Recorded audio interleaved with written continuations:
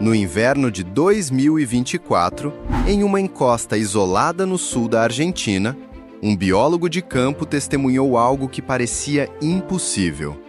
No vale abaixo, uma manada de guanacos, estendendo-se por quase 800 metros, atravessava silenciosamente a estepe, seguindo os mesmos caminhos percorridos por seus ancestrais durante milhares de anos.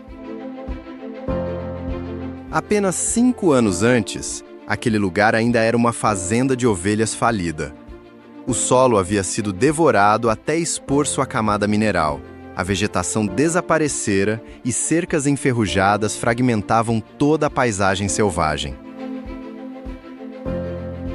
Agora, o capim-coirón voltava a crescer até a altura dos joelhos. E, na borda de um cânion, um puma permanecia imóvel, observando a manada logo abaixo. Predador e presa estavam novamente reunidos em uma terra que muitos consideravam impossível de recuperar. Mas o que aconteceu depois que 370 milhas de cercas foram removidas, fazendo um ecossistema aparentemente morto começar a despertar? Antes do surgimento dos primeiros fios de arame, a estepe patagônica funcionava como um sistema ecológico perfeitamente conectado. Os guanacos migravam de acordo com as estações por rotas ancestrais, alimentando-se apenas das partes superiores da vegetação antes de seguir adiante. Seus excrementos fertilizavam a fina camada de solo vulcânico, enquanto seus cascos ajudavam a água a penetrar na terra sem destruir as raízes. Atrás das manadas vinham os pumas, predadores responsáveis por manter o número de presas em equilíbrio. Os restos das caçadas alimentavam os condores dos Andes. As emas de Darwin espalhavam sementes por grandes distâncias, enquanto os cervos uemu viviam discretamente nas bordas das florestas ocidentais. Cada espécie era parte de uma engrenagem, e todas dependiam umas das outras. Mas, a partir da década de 1880, a criação industrial de ovelhas começou a ocupar essa região. Na década de 1950, mais de 20 milhões de ovelhas já se espalhavam pela estepe argentina. Os fazendeiros instalaram centenas de milhas de cercas, dividindo as pastagens em pequenos lotes e bloqueando rotas migratórias que existiam havia milhares de anos.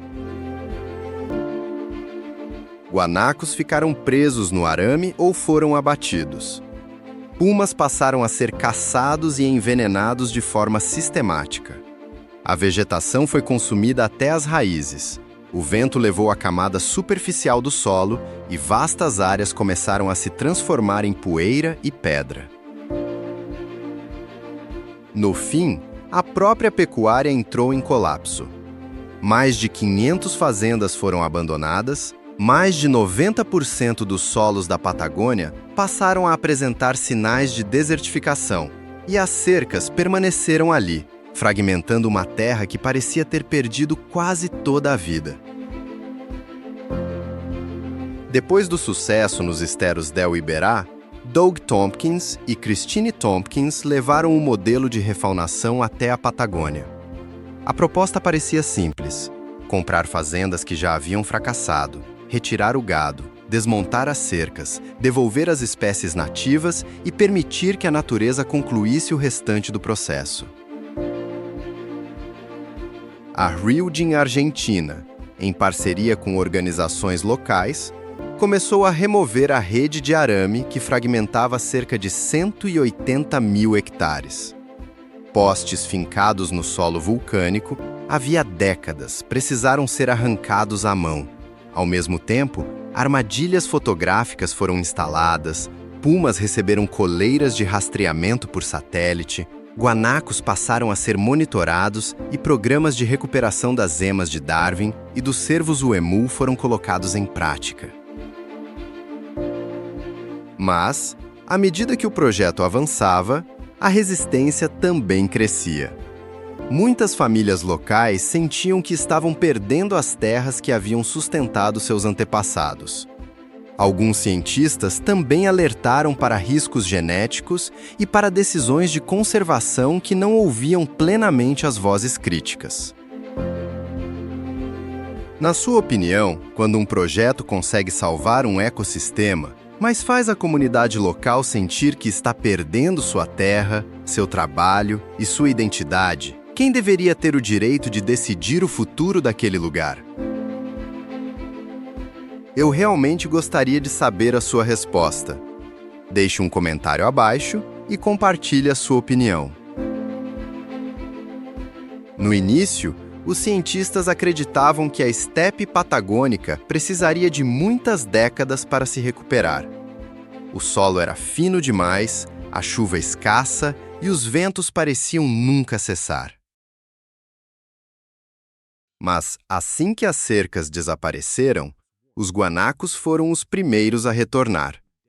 As manadas, antes confinadas às margens das estradas e ao fundo dos cânions, começaram a se espalhar pelas vastas planícies. O mais surpreendente foi vê-las retomar rotas de migração entre as áreas de verão e de inverno, desaparecidas havia gerações, como se aquele antigo mapa ainda estivesse gravado em seus instintos. A forma como os guanacos se alimentam também ajudou a terra a renascer. Eles consomem apenas a parte superior da vegetação, preservam as raízes e estão sempre em movimento. Seus excrementos se espalham por grandes áreas, devolvendo nutrientes ao solo. Em apenas 3 ou 4 anos, o capim-coiron começou a reaparecer, e flores silvestres brotaram em lugares onde antes havia apenas poeira e pedra.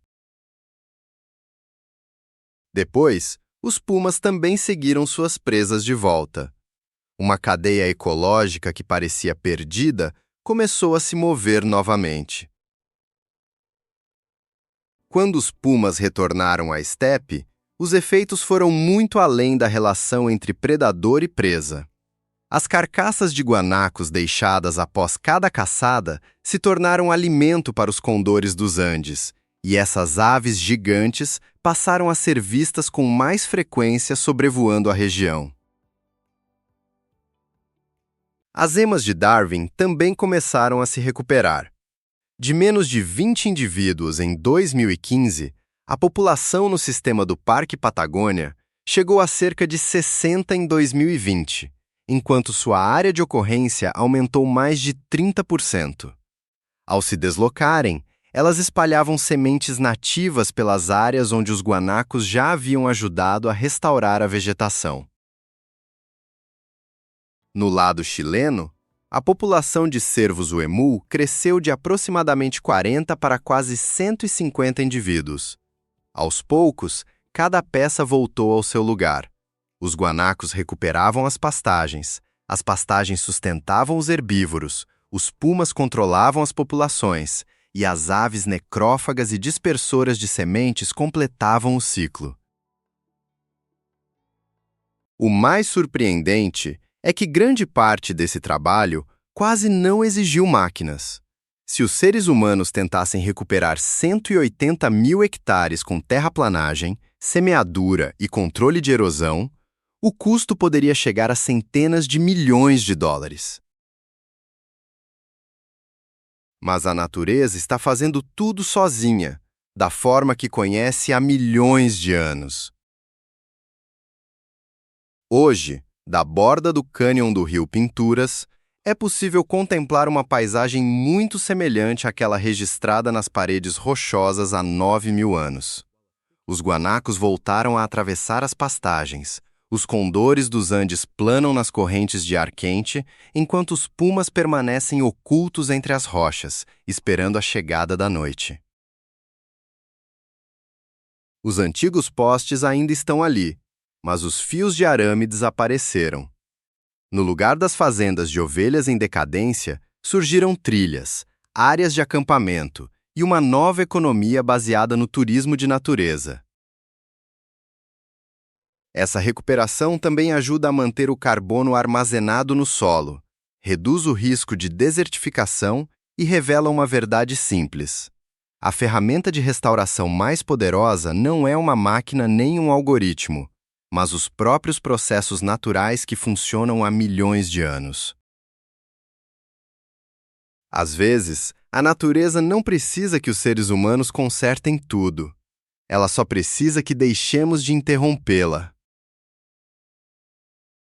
Se esta história chamou a sua atenção, deixe o seu like, inscreva-se no canal e ative as notificações para não perder os próximos vídeos.